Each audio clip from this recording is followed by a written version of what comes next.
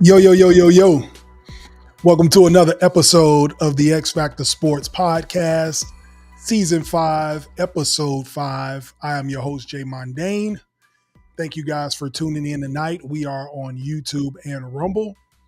Of course, you can catch all of the audio on every platform that gives you podcasts. That's where we are. The X-Factor Sportz Podcast is here. We got a great show for you guys tonight. You don't want to miss. We have the great debate. Which USA men's basketball team is the best or better, however you want to slice it? The Dream Team of 92 or this current 2024 team? We'll get into that. We're also going to get into the NFL. They let their players pick who they think is the number one player in the NFL, and the peers pick Tyreek Hill as number one. So we're going to talk about, is that for real? Is Tyreek Hill the number one player in the NFL or not? We'll get into that. And then, of course, we're going to get into Olympic basketball, men's and women's side. We're going to predict who wins gold, silver, and bronze. All right. So while we got this heavy Olympic show going, obviously we're right in the middle, in the thick of it. We're going to get right into these layup lines. All right. So with the Olympics, we're going to touch on a couple of other teams and other sports that's been happening. Overall, team or USA, we have been dominating the Olympics again. We are up by probably 25 medals total right now. Yesterday, we caught up with China in terms of gold medals. So we surpassed them. They were at 22. We were at like 19 on Tuesday. We ended up catching up to them. I think we're over them by a couple more gold medals now. So we're in first place overall and in gold medals. For the gymnastics, if y'all hadn't been watching, shout out to the women's gymnastics. Simone Biles, she finished up the Olympics with 4 medals, 3 gold, 1 silver, and became the most decorated gymnast in USA history. Finished her career with 7 gold medals, 2 silver, 2 bronze, with a total of 11 medals. Shout out to Simone Biles. We appreciate you going out and winning gold, setting the standard, being the GOAT. And then also Suni Lee, she's going to take that mantle hopefully and keep it going. 2028, she'll probably get some gold medals here in the U.S. when it comes here in 4 years. With swimming, again, for the women, shout out to the women in the swimming. On that side, Katie Ledecky, Gretchen Walsh, Kate Douglas, Tori Husk, they collected 17 medals between the 4 of them, just cleaned up, 9 of them gold. Katie Ledecky showing that when it comes to distance, nobody can touch her. Did y'all see that 1,500 meter final? If you watch the 1,500 meter final, that last 50 meters, like nobody else was in the frame. That's how dominant she has been in distance swimming. The 800 meter was a little closer. Australia was right up on her, but we had 2 people medal in the 800 meter final. But Katie Ledecky doing Katie Ledecky things. And then these newcomers, like I said, Gretchen Walsh, Tori Husk, she's got the most gold medals this year out of the women's swimming. I think she got 3 gold medals out of the 9. So congrats to them. And then we got basketball, of course. USA men's and women's basketball. The quarterfinals start this week. The men started it yesterday, beating Brazil by damn near 30. And some history was made in that game as well. Congratulations to Kevin Durant.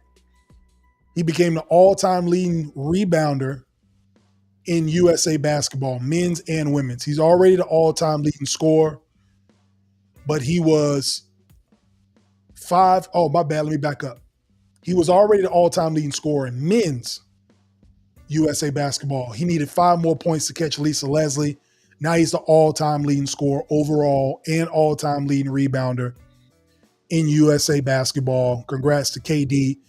And to put this in context, he played in the Olympics in 2021 in Tokyo, 2 years after tearing his Achilles when everybody thought his career was going to be over. Leaving Golden State, he comes back, resurrects his career, and now is the all-time leader in rebounds and points in USA basketball. Think of all the people that have played USA basketball on the men's and women's side. And KD is at the top of the list in 2 categories. So shout out to him, 35 years old, and he's at the top of the list. If he keeps it up, he can mess around and play again like LeBron's playing at 39. KD could be playing at 39 because of the type of game he plays. He can play as long as he wants. I don't know if he will, but I'm just saying, just put in context the magnitude of what Kevin Durant has done for USA basketball. Congrats to him. Now, like I said, they did blow out Brazil yesterday. The women played today, so they're doing their thing. We're going to talk later about the bracket on the men's and women's side and predict who we think is getting gold, silver, and bronze. All right, so we'll get into that. And like I said, I gave y'all the tease about Dream Team versus 2024. We're going to add up all the factors of who we think's better and why. All right. Now, with more Olympics, basketball, this 3-on-3 thing, let's talk about it. Who the hell's picking these teams? All right. Me and my brother talked about it. He literally texted me, was like, Jay, do you have any idea off the top of your head who is picking these 3-on-3 basketball teams? And I wish I knew because they terrible. If y'all know, please shoot it in the comments. Let me know. Be sure you like, share, and subscribe. But in the comments tonight, please let me know if you know how they pick Team USA when it comes to 3-on-3 basketball. The men were terrible. We won 2 games and didn't medal in basketball. And then in Tokyo, we didn't even qualify. So I don't know who the hell they picking for these teams or how they get on these teams. But let me know, because I guarantee you, I know 4 guys that can go out there and represent for USA, for sure. And I know y'all do too. The women, though, on the other side, they did get bronze. Congrats to them. They were the defending gold medal champions from Tokyo. This year, they ended up winning bronze. They didn't win as many games. I think they would have been better if Cameron Brink was healthy because she was supposed to play. And I didn't know WNBA women can actually play in this. I had to do some research, but Kelsey Plum played in it last year. Like Jackie Young played in it. So WNBA women can play. Obviously, Cameron Brink was going to, but NBA men cannot. So I did find that out. But at least if y'all know, let me know how they pick these men. Are they picking them out of a hat? Guys that just say, hey, I used to hoop in college. Like, what is the criteria for this? Because we need to find some people for 2028 in LA to win this thing. We cannot lose a 3-on-3 basketball tournament in the Olympics in LA, in the US, on our soil. So we got to get that figured out, guys. Let's do something with that. All right. So moving on over, we're going to get to this. 1992, 2024. All right. Men's basketball.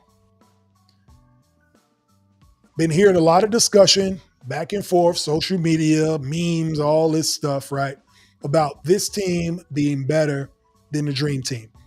And the argument that everybody gives is because the competition is better. There's more NBA players playing now, international, than there was then. All right. So we're going to break this down on which team was better. We're doing this hypothetically. Obviously, they can't play. The guys from 92, 60 years old, so they ain't going to roll the ball out and play against them. But there are some factors that we can compare. All right. Now, this 2024 team hasn't won gold yet. So I bet, 08, the Redeem team, 2012, they probably looking like, what you talking about? They ain't even won yet. Right. However, we're in present day, so we're going to get to it. Now, we're going to talk about some factors, and y'all let me know what y'all think or who you think, which team is better. All right. There's this myth going out that because the team in 92 had Magic Johnson and Larry Bird, that they were old, right? When in reality, this team is actually older than the team in 92. All of those dudes were in their prime for the most part, except Larry Bird. And Christian Laettner, because he was in college and hadn't played in the NBA yet, so he hadn't entered his prime.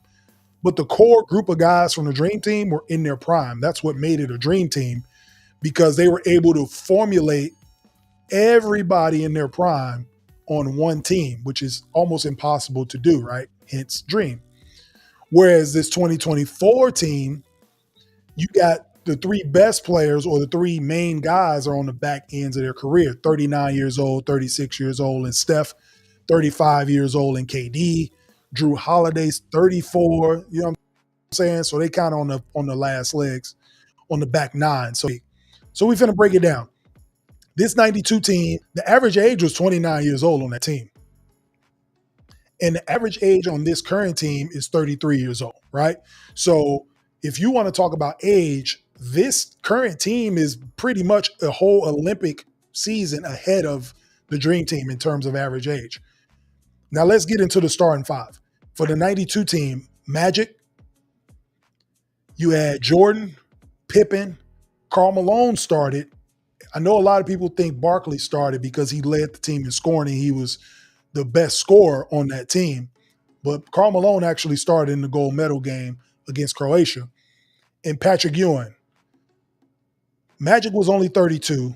Jordan and Karl Malone was 29. Pip was only 27. And you had a 30-year-old Pat Ewing. All right? All in their prime. All-stars, MVPs, all the accolades that these current guys have. But you got and now the 2024 starters is Drew Holiday at 34, Steph at 36, Devin Booker at 27, he's the youngest guy. Then you got Bron at 39, and then you got Joel Embiid at 30. All right.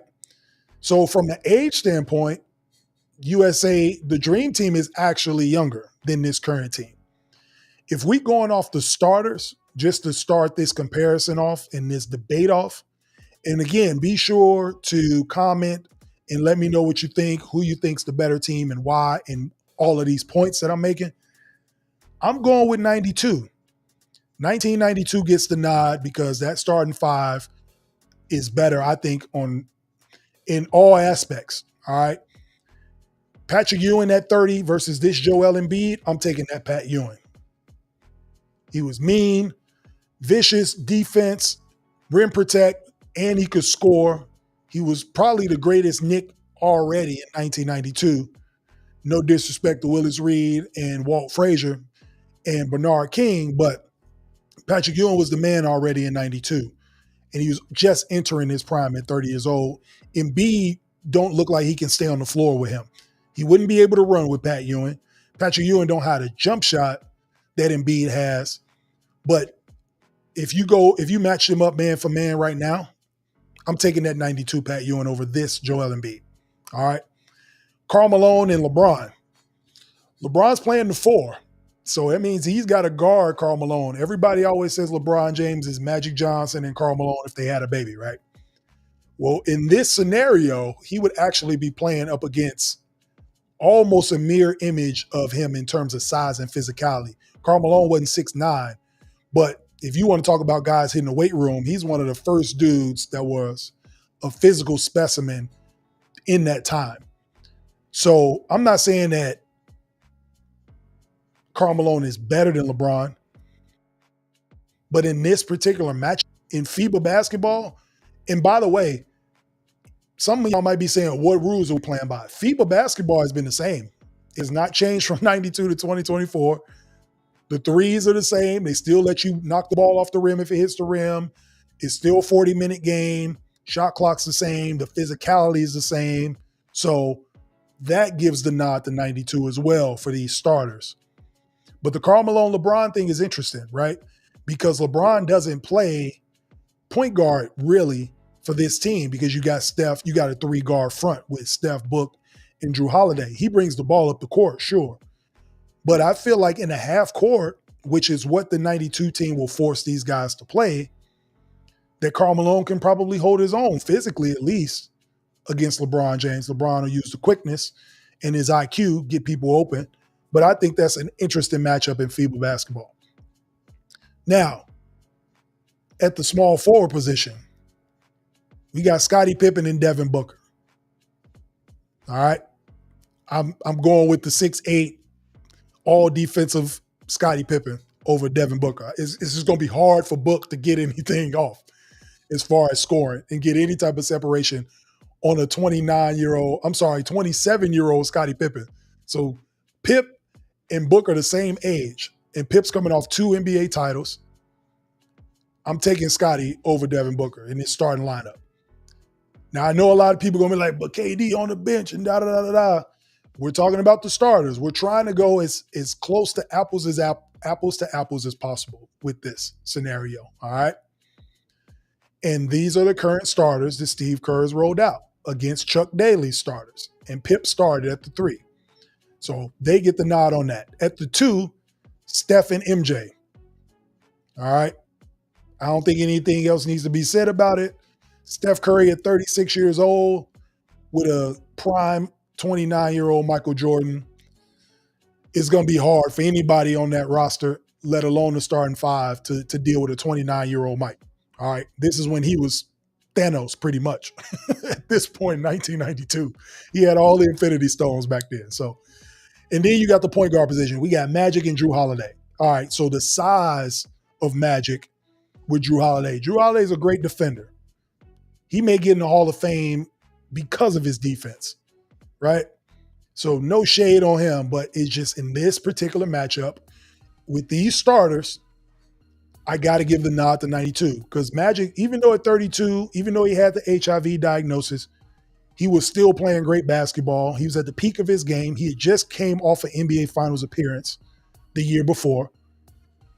And he was a back-to-back MVP in 89 and 90. So don't act like Magic wasn't that dude in 92. He was just an MVP in 89 and 90, all right? And then he came back and won the All-Star Game MVP in 93. So Magic still was Magic. He wasn't 85, 86 Magic, but he could hold his own against this starting 5. So the 92 team gets the nod for me in terms of the starters. I just think that these guys are a little too small, and the physicality of that starting 5, Patrick Ewing was mean. I don't know what Joel Embiid, I don't know what Steph, what Drew Holiday are going to do with that 5 on the offensive end. LeBron will be able to hold his own, and maybe Steph can hold his own, but we've been watching the Olympics, and Steph has been kind of struggling in these Olympics, so let's be honest. All right, so 92 gets it. We're going to put one check on this side for the starters. All right, now we go to the bench.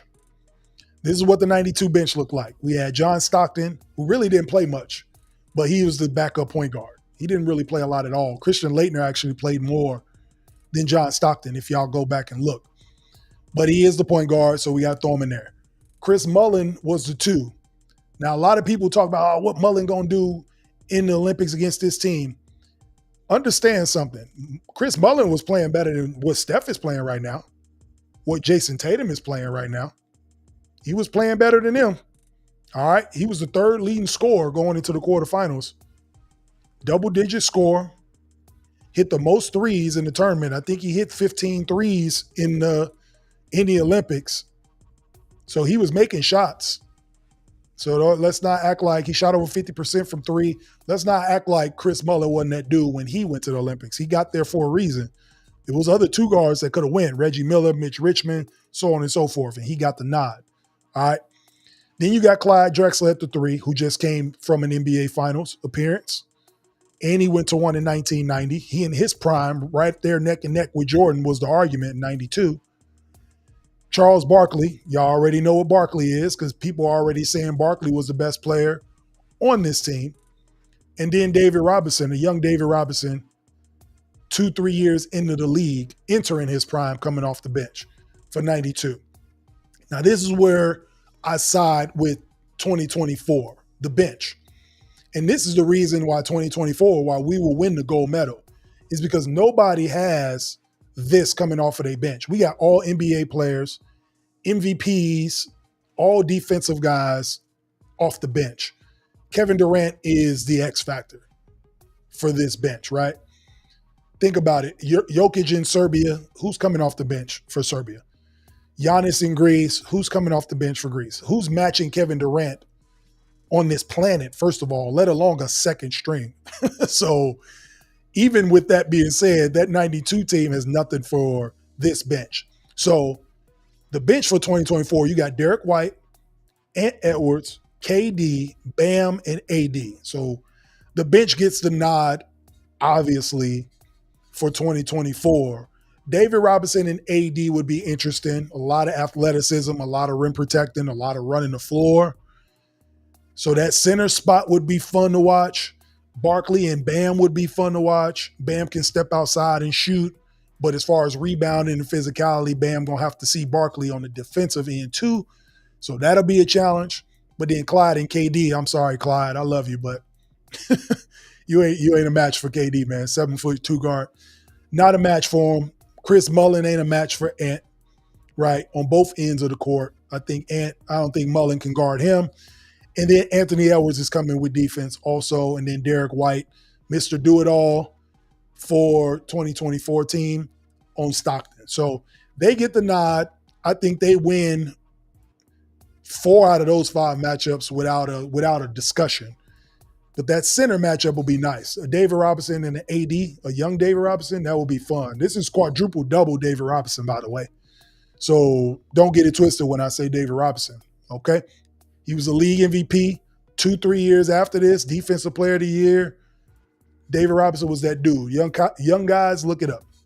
All right? So we got the 92 team. We're taking the starters from them. They get the mark for that. The 2024 team, the bench gets the mark for that. So now we get into coaching. Chuck Daly had the 92 team. Steve Kerr has this current 2024 team. If y'all been watching, you see what the hell Steve Kerr is doing with this team, with this platoon, sitting Tatum out one game, sitting Embiid out another game. Like, I don't know what's going on with this coaching style, but I'm taking Chuck Daly. I'm rolling with 92. The way he allowed his guys to play, the way they trusted Chuck Daly, the way he kept it real with them was the way they were able to gel so fast and come together and dominate, right? It wasn't just because these other countries were young and new to international basketball. Everybody tries to make this excuse. But you got to understand something. The Dream Team was coming into the Olympics. This was a new thing for them. Magic Johnson had never played Olympic basketball. Larry Bird had never played. They played like juniors because this was the first time pros could ever play in the senior men's basketball Olympics. All these other countries, their professionals could play in the Olympics. So they have FIBA experience already. This was the Americans' first time. Now in 2024, how many of these guys that are on the Olympic team now have USA basketball experience? Whether it be from under 17, 18, 19, and senior Olympic basketball experience. Tyrese Halliburton and Derek White, I think, are the only two, and Joel Wnba. Those are the only people that don't have Olympic experience out of the team. The other 9 guys have all played Olympic basketball. So you got to put it into perspective. So when we talk about, they're not playing against better competition, or 2024 is playing against better competition than the 92 team. Yes, in terms of skill set, but in terms of FIBA basketball, it was new to them in 92, right? So I say all that to say this. When it comes to the coaching, I give the nod to Chuck Daly for preparing these guys to go out and dominate every single night when they played in 92. Whereas Steve Kerr, I feel like if there's a head-to-head matchup, I don't know what type of coaching he's going to do. These players look uncomfortable and unsure, even in the games that they currently play. All the games look close. It's like they have to make halftime adjustments before they get a big lead on these teams. That's coaching. Why are these guys not prepared? Now, if Coach K was coaching this team, that would be a different story. I say all that because the way Coach K did it from 06 rather, in his program, he sat down each individual player, and they talk about this, Melo, all of them. He sat each individual player down and explained what their role was going to be. Everybody's role was defined. You may not get in this night. We're going to match up against this team. This is where your matchup will work. This is where you will succeed. So this is how we're going to rotate these teams. So even guys like Michael Redd, Tayshaun Prince, Carlos Boozer felt comfortable in that system because of the way Coach K had it structured. Steve Kerr makes it seem like he just has a collection of great talent and doesn't know what to do with it because he's just platooning these guys out. So because of that, I have to give Chuck Daly the nod for the coaching. So coaching goes over to 92. And now, if we're talking about a game and they go head to head, Christian Laettner probably wouldn't be playable in this one.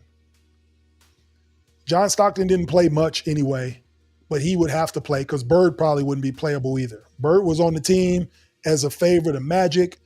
He had the back problems. He was out the door already. It was just kind of nostalgia and historic. They, convinced him that this is going to be history in the making, so he made the USA basketball team, right? But let's get something straight about Christian Laettner. I'm going to back up. A lot of people are going to say, Shaq should have been on that team anyway. Christian Laettner, y'all are all thinking in hindsight. All right. Understand what Christian Laettner was in 1992. Remember, I said this earlier. USA basketball was all amateurs before we could get pros. 92 was the first year that they allowed pros to play in the Olympics. The criteria was they had to have at least one amateur on the team. If you go and look back in 1992, when you had to pick an amateur, Christian Laettner was the all-time leading scorer in college basketball in the NCAA tournament. He'd been to 4 Final Fours. He won 2 national championships back-to-back. He was the National Player of the Year. You're not going to pick anybody else on this team. If you can only get one amateur, you have to pick the best amateur in the world at that time. Now, fast forward, Shaq became a better player. Even when they matched up head-to-head, Duke and LSU, Laettner got the better of him. So y'all need to pump the brakes on that. At that time, in 92, they needed an amateur to play, and Christian Laettner was the best college basketball player at the time. And to add to that, when they make the selection, it was in 91. So it ain't like they made the selection in June and was like, all right, y'all go to Barcelona and play basketball. In 1991, he was on the cusp of winning a back-to-back national championship, and he was the player of the year. So yes, they're going to pick him, right? Shaq was on Dream Team too, and he did his thing, rightfully so. He was supposed to be on that team. So it all happens the way it's supposed to. For all those people that say Shaq should have been on that team and not Laettner, relax. All right. Now, if you want to come at me with an Isaiah should have been on there over Stockton, 100%. I'm on that too. But again, you have to understand, in 91 is when they selected this team. He wasn't cool with Magic no more. He tried to fight him in the finals. Karl Malone broke his nose. Isaiah Thomas, I'm talking about, in an NBA game. He did the walkout on the Bulls with the bad boys. They used to get in fights with the Celtics all the time. So that's Larry Bird. All right. So that's 4 or 5 guys already. Charles Barkley publicly came out and said he hated playing against the Pistons because all he used to do was try to beat the hell out of you. So that's 6 guys. So half the team already does not already get along with you. And it's a team, so there has to be some type of chemistry and camaraderie. Even with Chuck Daly, his coach in the NBA as the coach, he had to swallow that pill too, that Isaiah could not be on this team if we're trying to make history and you have a bunch of bad blood with a lot of guys. Talent-wise, there's no question Isaiah should have been on the team. Everybody knows he's better than Stockton. John Stockton kids know Isaiah Thomas is better than him. But if we're talking about chemistry, i.e. Derek White, who's on this team, it has to be a good fit. All right. So what does that lead us to? I'm taking the 1992 Dream Team to beat this 2024 team. And I give 92 the slight edge because of the coaching. All right. The style of play doesn't change because it's FIBA basketball. The starters are better than this 2024 starters. And age may be a factor. But if we're talking about current 2024 team, their best players are not in their prime anymore. Whereas 92's best players were in their absolute apex prime. The very next year, Barkley was an MVP. Jordan was a 2-time MVP and was about to win 3 more after that. So it's hard for me to think that this team would lose with Chuck Daly coaching against Steve Kerr and his team. So they get the slight edge because of that. If it's a one game elimination gold medal game, I got to go with 92 to win it. And like I said, this segment, I want y'all to comment. Let me know what you think. If I'm wrong, if I'm right, Jay, you crazy? What you talking about? I love it. I always comment, and I want y'all to like and subscribe to it as well. If it's a 7-game series, I got the 92 team in 6 games. I think the 2024 team can get 2. I think that they're good enough, great enough that they would win some games.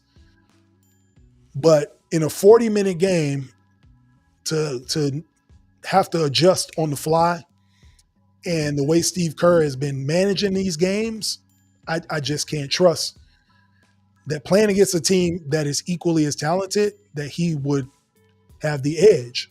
I mean, we saw it in 2016. LeBron with the Cavs against the Warriors, a team that was evenly matched, and they folded up 3-1. Ty Lue outcoached and LeBron outplayed everybody on that side. I feel like Chuck would do the same with Barkley and Jordan. So 92 gets the nod for me on who will win. So let's end all the debate about who's better. They'll never play, but it's a fun exercise. Nice little barbershop talk. But be sure to subscribe to the X-Factor Sportz Podcast on Rumble and YouTube, and tell me what y'all think. Who wins, the 92 team or this current 24 team? All right. Now let's shift some gears. All right. In the NFL, we got some more debate topics. I like what the NFL does. Pretty cool. They have their players. They've been doing this for about 5-6 years now. They let the players vote on who they think are the top 100 players in the NFL. This year, Tyreek Hill was voted the number 1 player in the NFL on the top 100. So congrats to him. Shout out to Tyreek Hill for that. But is Tyreek Hill the number 1 player in the NFL? Is he really? Or is this kind of a, we got Chiefs fatigue, we got Mahomes fatigue, so we ain't voting for this dude, right? Mahomes was dropped all the way down to 4th after being number 1 2 years in a row. Now, in their defense, maybe they are judging this based off of last season, regular season, because the Chiefs didn't have the best regular season, so maybe they're judging it off that. But even if you're judging it off of the season, Lamar Jackson was the MVP. So if Lamar was number 1, I would be like, all right, cool, I can respect that. But giving it to Tyreek over Lamar and then dropping Mahomes to 4th, something ain't stirring the Kool-Aid for me. So y'all let me know about what y'all think about this. Is Mahomes really the number 1 player in the NFL, or is it Tyreek Hill? Because the players seem to think it's Tyreek. And even Jamar Chase openly came out and was like, I ain't saying that dude's name. Y'all ain't going to get me to say it. I'm going to say Joe Burrow, which he's supposed to do. Joe Burrow's his QB, of course. If you go talk quarterback, talk about my guy, I get it. Got to plant your flag. But let's keep it real, though. For the last 4 years, I don't even think it's close. Mahomes has been the best player in football, man. I don't think it's close. He's got 3 Super Bowl MVPs. He is the main guy in a current NFL dynasty that's trying to three-peat, trying to do something that's never been done before in NFL history. Other teams have tried, obviously. And he's 28 years old, 27.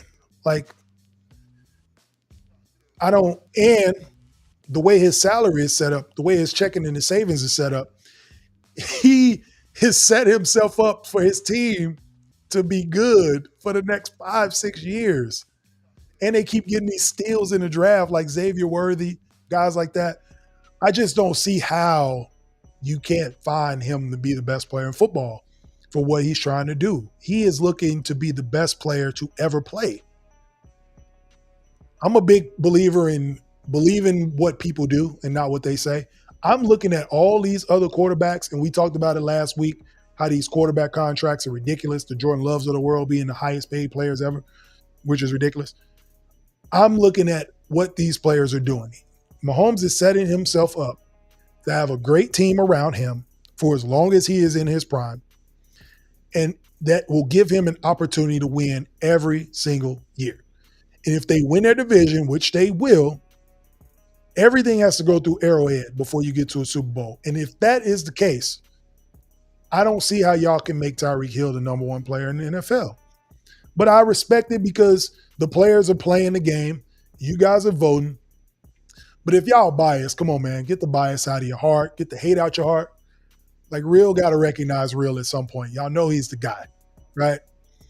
That's no shade on Tyreek. Tyreek is a great player. He showed us that Megatron record, that wide receiver record for yards, is beatable, or it can be touched at least, because Tyreek was on pace to touching it. So he let us know, like, as the standard for wide receivers, he's the standard right now. Personally, I take Justin Jefferson just because of age and size. For me, football, when it comes to football, I want the bigger guy, right? If two quarterbacks can do the exact same thing, I want the bigger one because he's not going to get hurt as much. So people probably even debate over in the Northeast Josh Allen being better than Mahomes, but he doesn't do what Mahomes does. Now, if he did and he had the same skill set at 6'6", 240, I'm taking that guy. But he doesn't do what Mahomes does. So my point is, Justin Jefferson does everything that Tyreek Hill does. He knows every route in the route tree. He may not be as fast as him, but he is fast enough. And he's bigger. So I'm taking that guy. That's just me.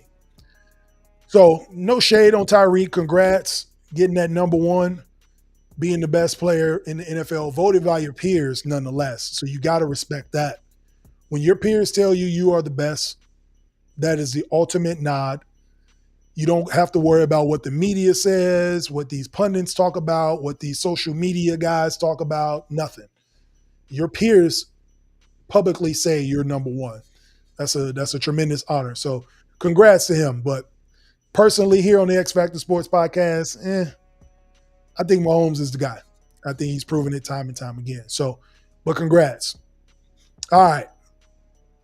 Back to the Olympics. All right, I told y'all this is going to be a heavy Olympic show, but we're going to talk specifically about USA men's and women's basketball. Now that the group stage is over, we're going to talk about the quarterfinals, right?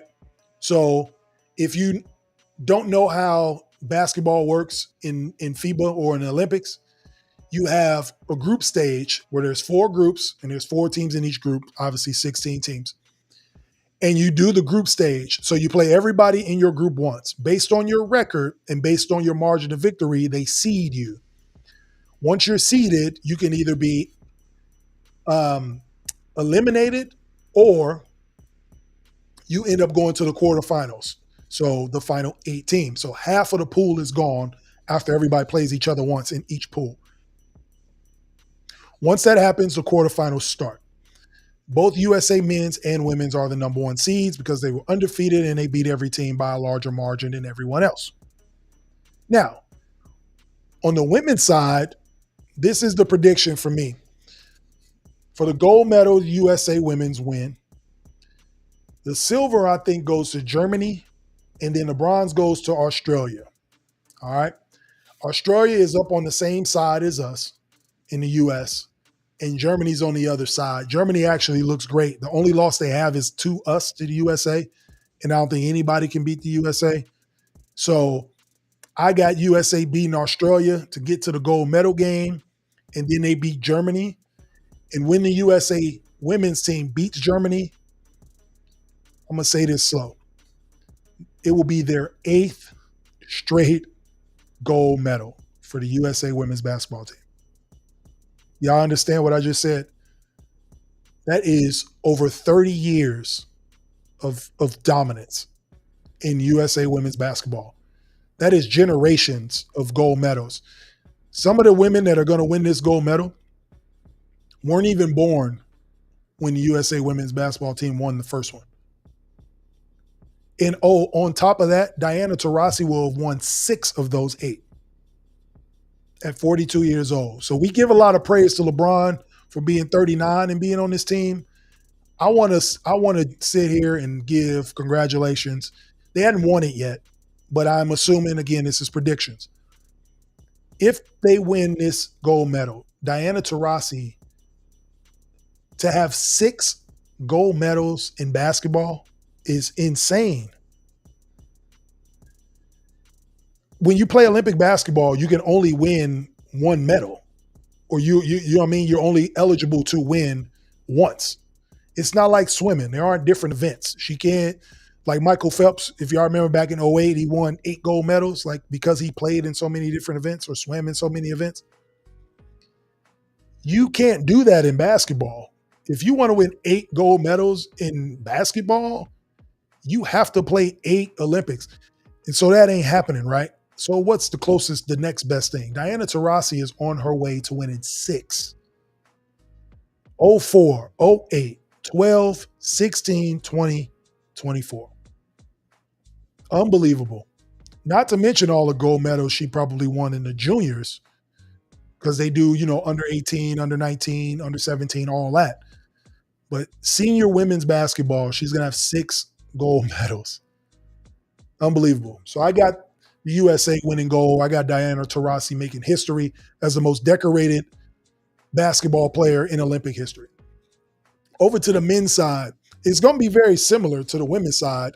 I actually have the USA winning gold, and I have Germany. I have them beating Germany in the gold medal game.